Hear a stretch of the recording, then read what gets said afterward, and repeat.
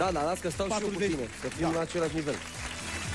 Iar noi, vorba românului talentat, să începem, nu? Da. Primul număr din concursul serii aduce pe scenă un tânăr pe care viața l-a motivat și l-a inspirat să se manifeste prin versuri. Pentru el viața e mesaj, iar mesajul e viață. Pentru noi, talentul e talent. Doar aici e locul unde te regăsești, doar aici e locul unde poți spune ce gândești. Mi-a spus un prieten că este acest concurs și am fost la o sală de internet și m-am înscris. M-am împrumutat de bani și ne-am urcat în tren. În drum spre Constanța am compus melodia pentru că nu aveam nimic pregătit pentru concurs și, nu știu, tot a fost până inspirație, mi-a venit pe moment și, nu știu, am simțit să fac aceste versuri. Acest concurs înseamnă foarte mult pentru mine, fiindcă mi-am dorit dintotdeauna să cânt și să fac ceea ce simt, pentru că prin versuri eu mă descarc, prin versuri mă regăsesc și, nu știu, mereu mi-am dorit să fac asta pentru părinții mei.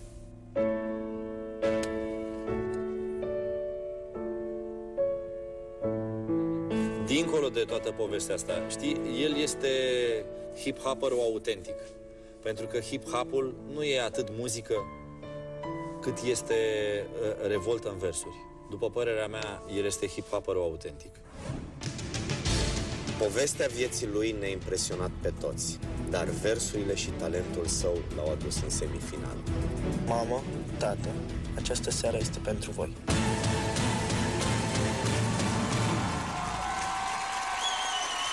Unde e hip, e și hop. Adrian Țuțu!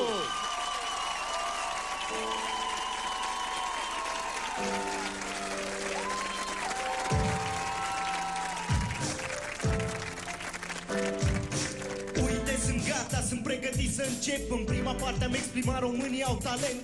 Acesta sper să fie un mesaj bine formulat. Iubiți-vă părinții, veți avea de câștigat.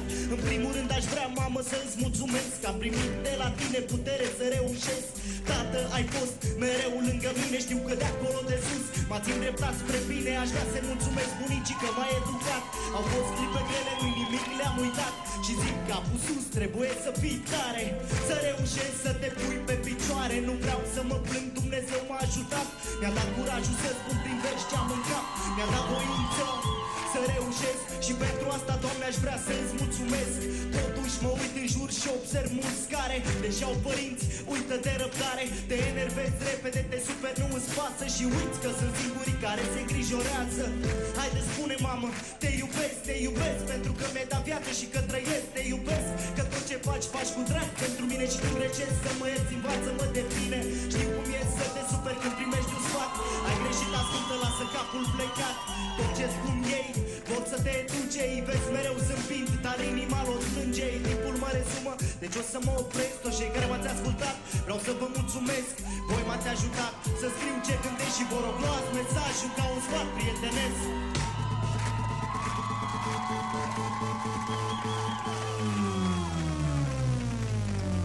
Deci uite, am încercat să fac primul pas. Am transmis un mesaj prin Ițică și Dan. Și pentru mine unul soarele a răsărit. Sunt pe scenă în fața voastră, mă simt împlinit. Ridic capul sus, spun, mamă, te iubesc. Am reușit în sfârșit din sus să mi-l împlinesc. Iar dacă știu că nu mai sunt lângă mine, știu că m-au ajutat să fac versuri pentru tine. Deci acest mesaj mai concret este un sfat care te ajută să treci peste, care sper să te ajute să fii realist. Să iei tot ce e bun, să lași în urmă ce e trist. Acum o să privesc la ce în fața mea. Nu pot schimba trecutul, nu voi încerca. Totul face parte din același drum. Totul m-a adus chiar unde sunt acum.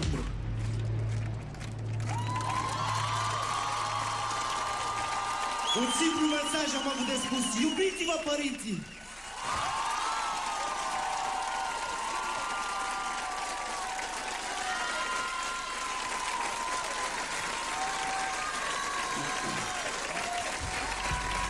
Bravo!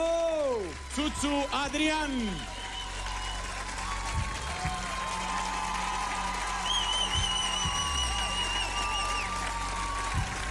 Vă mulțumesc frumos!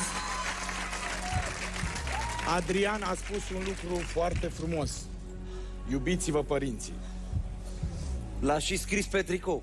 Cu atât mai mult atunci când îi aveți.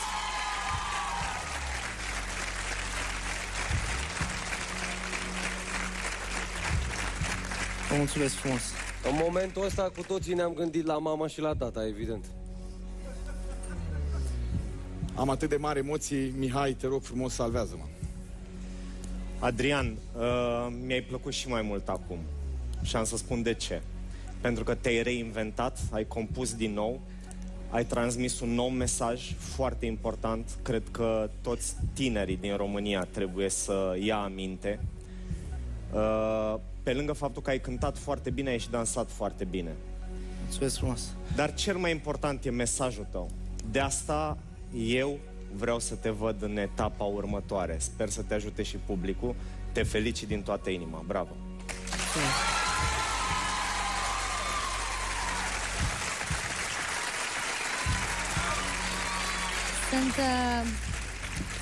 Sunt de acord că ești foarte talentat și cred că pe lângă asta inspirația ta vine de acolo, de undeva de sus, de la părinții tăi.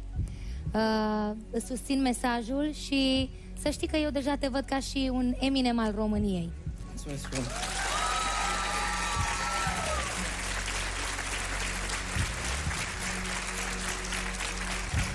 Poți să stai liniștit, mie nu trebuie să mai îmi demonstrezi nimic, Adi. Din punctul meu de vedere, ești una dintre cele mai frumoase povești pe care am citit-o, o citesc și pe care aș vrea foarte mult să o recitesc în viața asta. Mulțumesc frumos. Acum că ți-ai mai tras sufletul, spune-ne cum te-ai simțit tu pe scenă. Cum te simți în semifinală? Aici în semifinală, nu știu. Mă simt alături de cei care sunt de vârsta mea, mă simt alături de cei care sunt mai mari ca mine, de cei care sunt, mă simt alături de voi și asta este cel mai bine. Și mă simt alături de părinții mei care sunt acolo sus în cer și cred că sunt foarte mândri de mine. Bravo! Siguranță.